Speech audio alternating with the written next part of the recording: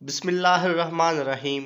دیکھتی آنکھوں اور سنتے کانوں کو ہمارا سلام پہنچے۔ جرمنی کے رومان پرور شہر ہائیڈلبرگ میں دریائے نکر کے کنارہ جہاں اقبال اور ایما کی محبت پروان چڑھی، میں زیادہ لکھ یا کہہ نہیں سکتا۔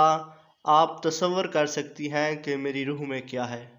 میری بہت بڑی خواہش ہے کہ میں دوبارہ آپ سے بات کر سکوں اور آپ کو دیکھ سکوں، لیکن میں نہیں جانتا کہ کیا کروں۔ جو شخص آپ سے دوستی کر چکا ہو اس کے لیے ممکن نہیں کہ وہ آپ کے بغیر جی سکے۔ براہ کرم میں نے جو لکھا ہے اس کے لیے مجھے معاف فرمائیے۔ یہ خط علامہ محمد اقبال کے ایملی ایما ویگے ناسٹ کے نام جرمن زبان میں لکھے گئے متعدد خطوط میں سے ایک ہے۔ ایما سے اقبال کی ملاقات دریائے نکر کے کنارے واقع سرسبز و شاداب مناظر سے مالا مال قصبے ہائیڈلبرگ میں ہوئی تھی۔ ایک تو ماحول رومان پرور، اوپر سے اقبال بھرپور جوانی کے عالم میں، اور پھر حسین و جمیل ایما۔ حیرت کی بات یہ نہیں ہے کہ ایک ہندوستانی شاعر کا دل ان پر آ گیا، نہ آتا تو حیرت ہوتی۔ اقبال کی نظم ایک شام دریائے نکر ہائیڈلبرگ کے کنارے پر سے ان کے جذبات کا اندازہ ہوتا ہے۔ خاموش ہے چاندنی قمر کی، شاخیں ہیں خاموش ہر شجر کی، وادی کے نوا فروش خاموش، کہسار کے سبز پوش خاموش، فطرت بے ہوش ہو گئی ہے، آغوش میں شب کے سو گئی ہے۔ کچھ ایسا سکوت کا فسوں ہے، نیکر کا خرام بھی سکوں ہے۔ اے دل تو بھی خاموش ہو جا، آغوش میں غم کو لے کے سو جا۔ اقبال کے دل میں ایما کا کیا مقام تھا اور ان کے ایما سے تعلقات کی نوعیت کیا تھی، اس کا کچھ اندازہ اس خط سے لگایا جا سکتا ہے۔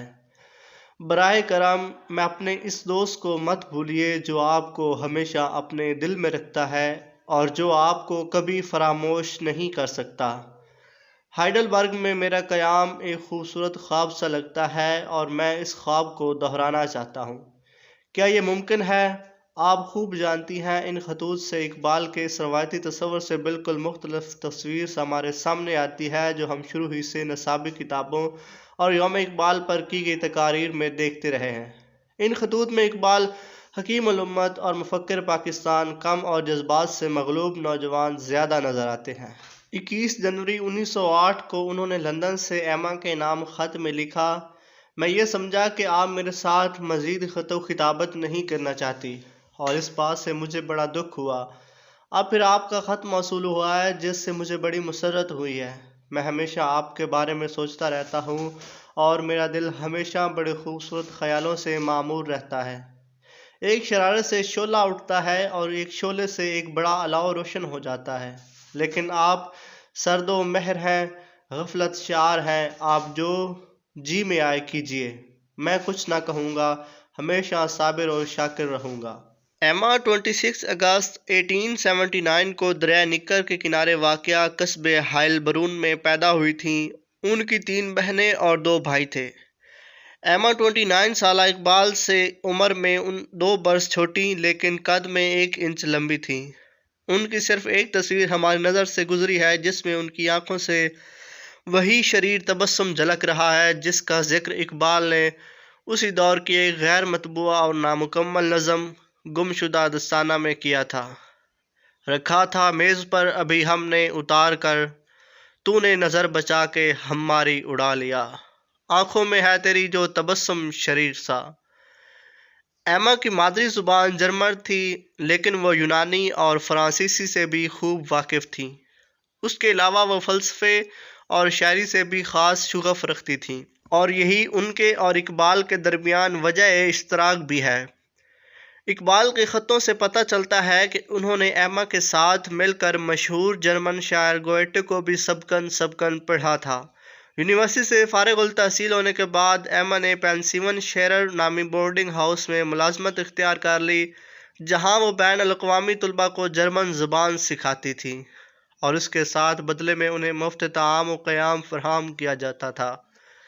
اقبال نے کسی زمانے میں لکھا تھا کہ میں نے اے اقبال یورپ میں اسے ڈھونڈا ابس بات جو ہندوستان کے مائع سیماؤں میں تھی، لیکن یہ بات انگلستان کی حد تک درست تھی۔ جرمنی پہنچ کر ان کا خیال بدل گیا۔ ایک خط میں وہ لکھتے ہیں کہ انگریز عورت میں وہ نسائیت اور بے ساختگی نہیں جو جرمن عورت میں ہے۔ جرمن عورت ایشیائی عورت سے ملتی ہے، اس میں محبت کی گرمی ہے، انگریز عورت میں یہ گرمی نہیں۔ انگریز عورت گھریلو زندگی اور اس کی بندشوں کی اس طرح شیدا نہیں جس طرح جرمن عورت ہے۔ عطیہ فیضی نے ہائیڈل برگ میں جو اقبال دیکھا اس سے وہ حیران رہ گئیں۔ وہ اپنی کتاب اقبال میں لکھتی ہیں، یہ اس اقبال سے بالکل مختلف تھے جسے میں نے لندن میں دیکھا تھا۔ ایسا لگتا تھا جیسے جرمنی ان کے وجود کے اندر سما گیا ہے اور وہ درختوں کے نیچے سے گزرتے ہوئے اور گھاس پر چلتے ہوئے علم کشید کر رہے تھے۔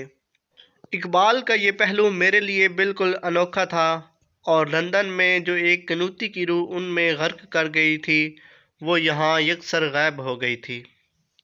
لندن کے اقبال کے بارے میں عطیہ نے لکھا ہے کہ وہ بہت تیز آدمی تھے اور دوسروں کی کمزوریوں کا فائدہ اٹھانے کے لیے ہر دم تیار رہتے تھے اور لوگوں پر طنز کے تیر برساتے تھے۔